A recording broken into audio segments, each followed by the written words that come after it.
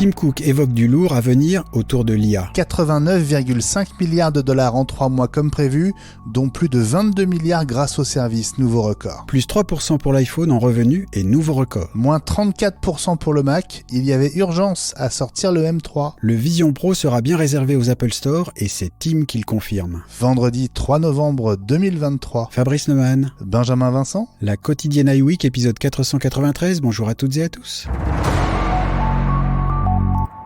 Attention aux apparences, c'est ce qu'a laissé entendre Tim Cook ce jeudi soir pendant la conférence téléphonique avec des analystes qui a suivi l'annonce des résultats d'Apple pour le 4e trimestre fiscal 2023, le trimestre de la rentrée et du lancement de l'iPhone 15, on va y revenir.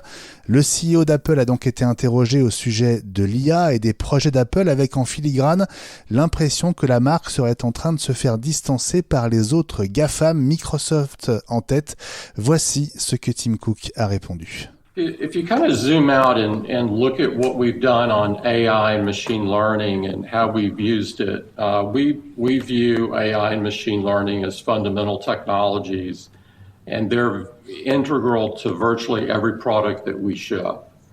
And so just recently, when we shipped iOS 17, it had features like personal voice and live voicemail. AI is at the heart of these features, and then you can go all the way to then life-saving features on the watch and the phone, like fall detection, crash detection, ECG on the watch.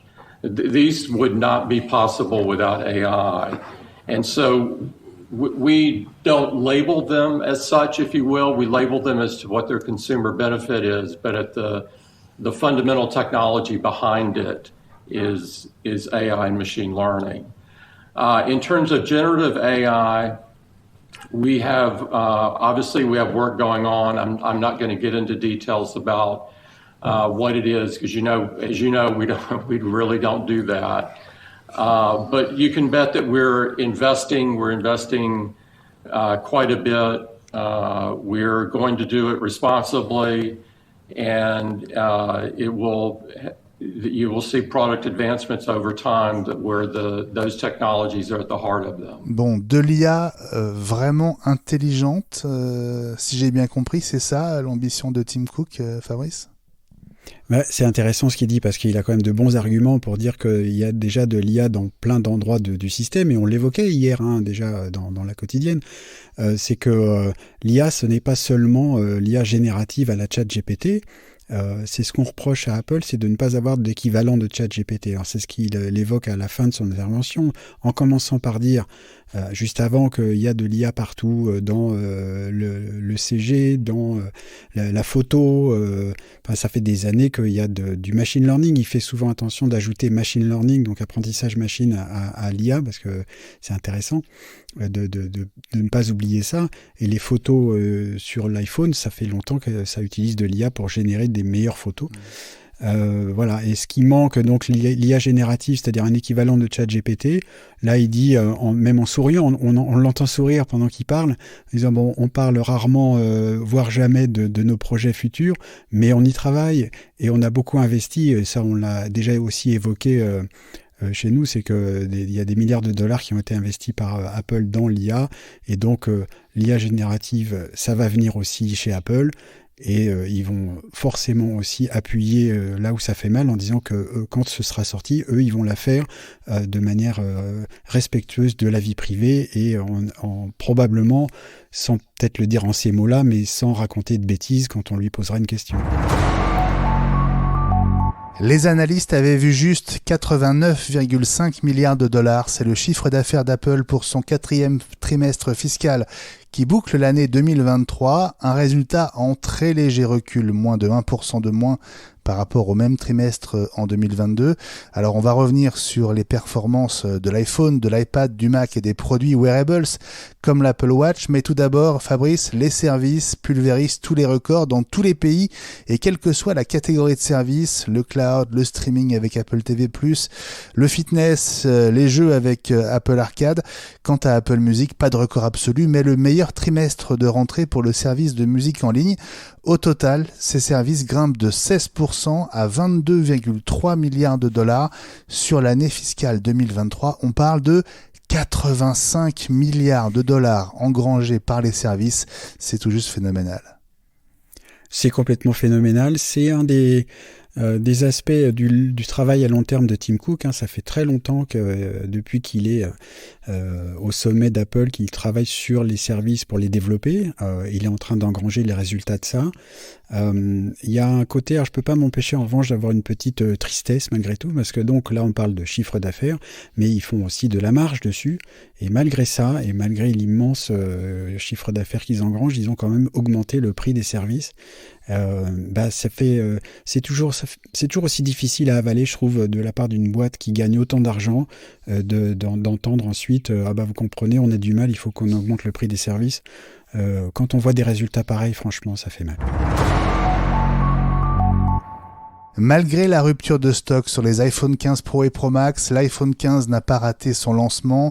Les 8 premiers jours de vie de la gamme 15 ont été pris en compte puisque ce 4e trimestre fiscal 2023 a pris fin le 30 septembre et les iPhone 15 sont arrivés le 22.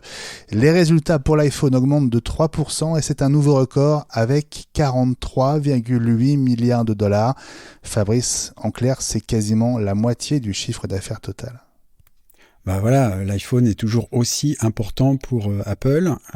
Ça a baissé petit à petit. Il y a un moment, c'est monté à plus de 60%, mais enfin, c'est toujours aussi important. Comme le dit Eli, on le rappelle à chaque fois, Apple ne peut pas rater un lancement d'iPhone. C'est trop important pour la boîte. L'iPhone 15, a priori, est un lancement réussi. Vu les résultats, je pense qu'ils vont pas se plaindre. Et en ce qui concerne l'iPad, c'est un tout petit trimestre avec 6,4 milliards de dollars de chiffre d'affaires et il est peu probable qu'Apple lance de nouvelles tablettes d'ici la fin de l'année. Luca Maestri, le directeur financier d'Apple, s'attend à des résultats encore moins bons au trimestre en cours, ce qui veut probablement dire que les nouveaux modèles seront plutôt pour le début de l'année prochaine. Pour le Mac, c'était mission impossible, d'où une apparence de dévissage vertigineux avec moins 34% d'une année sur l'autre. Alors oui, ça montre qu'il y avait urgence à lancer le M3 avec les nouveaux MacBook Pro et l'évolution tant attendue de l'iMac. Pour autant, Tim Cook a tenu à éviter les erreurs d'interprétation sur ce qui ressemble à un trimestre catastrophe pour le Mac. C'est largement dû, a-t-il expliqué, au 4e trimestre fiscal 2022 qui était réellement exceptionnel et très particulier. On écoute Tim Cook. With the lineup that we've got and the compare issue that we don't have during Q1, we anticipate a significant acceleration in the Mac space for Q1. To just repeat a little bit about the circumstances of the performance last quarter. In the year ago June quarter, we had a factory disruption that lasted several weeks. The pent-up demand that resulted from that was filled in the September quarter, and that made the September quarter not only a record, but a substantial record. And obviously we're now comparing against that for 23. And so that, I wouldn't look at the negative 34 as representative of the underlying business performance, is sort of the net of it. Voilà, il ne faut pas faire attention à ce moins 34%, dit Tim Cook. Est-ce que tu es du même avis que lui ? Je trouve que j'aurais une analyse un peu différente. Je pense qu'il a raison, il faut pas faire plus attention que ça, et il met ça notamment sur le dos de problèmes de production, par exemple, qui ont empêché les livraisons d'un certain nombre de machines. J'aurais tendance à faire une comparaison entre le Mac et notamment l'après lancement des première machine M1 avec ce qui s'est passé après le lancement de l'iPhone 6 et 6 Plus. C'est-à-dire qu'il y a eu un boom cette année-là parce que le marché visiblement attendait énormément des iPhones de plus grande taille. Et on sait que ce qui s'est passé après, c'est-à-dire qu'il y a eu une croissance bien moindre parce que du coup c'était une sorte de progression exceptionnelle avec l'arrivée des iPhone 6 et 6 Plus.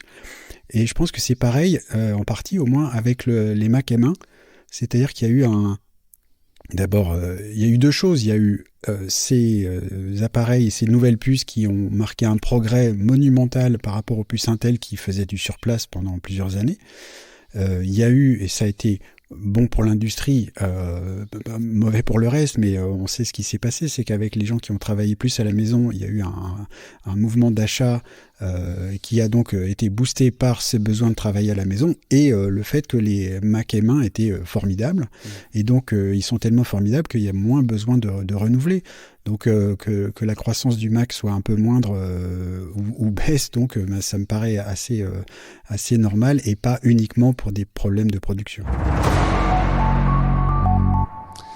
On a bien compris qu'il sera quasiment sur mesure, adapté à la morphologie et à la vue de chacun de ses utilisateurs. Interrogé sur le Vision Pro, Tim Cook a confirmé jeudi soir que le masque de réalité mixte ne sera disponible que dans les Apple Store. J'ai même envie de préciser, et encore pas tous. Voilà ce qu'a dit le CEO d'Apple. There's a tremendous amount of excitement around the Vision Pro. And we've been very happy to share it with developers, and we have developer labs set up in different parts of the world so that they can actually get their hands on it and are working on apps. And I've been fortunate enough to see a number of those, and there's some real blow-away kinds of things that are coming out. And so that all looks good. To answer your question about is it similar to AirPods or Apple Watch, I would say no. There's never been a product like the Vision Pro. And so we're purposely bringing it out in our stores only so we can really put a great deal of attention on the last mile of it. We'll be offering demos in the stores and it'll be a very different process than a normal grab and go kind of process. Voilà, on va pas entrer dans un Apple Store et prendre son Vision Pro sur une étagère, c'est ce que dit Tim Cook. Alors Ellie va être déçue puisque ça veut dire que les APR n'auront sans doute pas le Vision Pro. On sait pas non plus s'il sortira ailleurs qu'aux États-Unis en fait, Fabrice.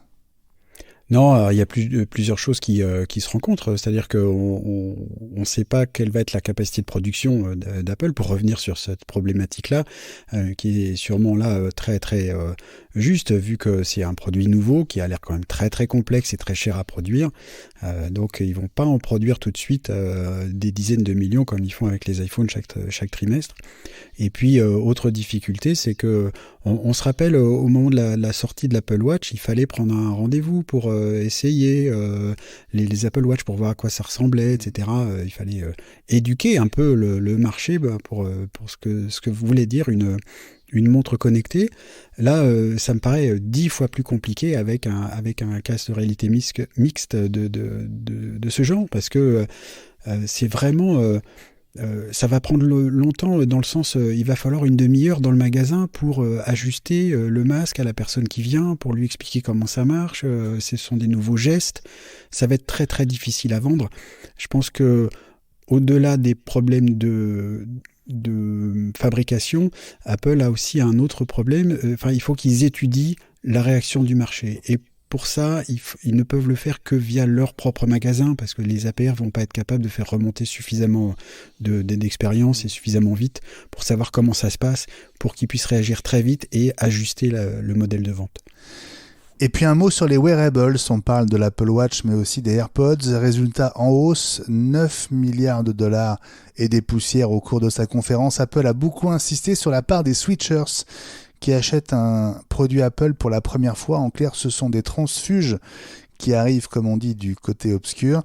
C'est particulièrement le cas pour l'Apple Watch, dont les 2/3 des acheteurs ce trimestre achetaient une montre Apple pour la première fois. Alors au total, si on considère tous les produits Apple, la base installée active dépasse désormais les 2 milliards d'appareils et Apple termine donc l'année avec 162 milliards de dollars en cash dans ses coffres après une année où l'entreprise a engrangé 383 milliards de dollars, une année exceptionnelle malgré une baisse de 3%. Fabrice, on peut dire qu'entre la fin du Covid et de la pénurie de composants, Apple a quand même particulièrement bien limité la casse. Oui, c'est une litote, limiter la casse, il casse la baraque, oui. Donc tout va bien chez Apple, merci, vous pouvez revenir l'année prochaine. Merci Fabrice et la quotidienne iWeek Reviens lundi.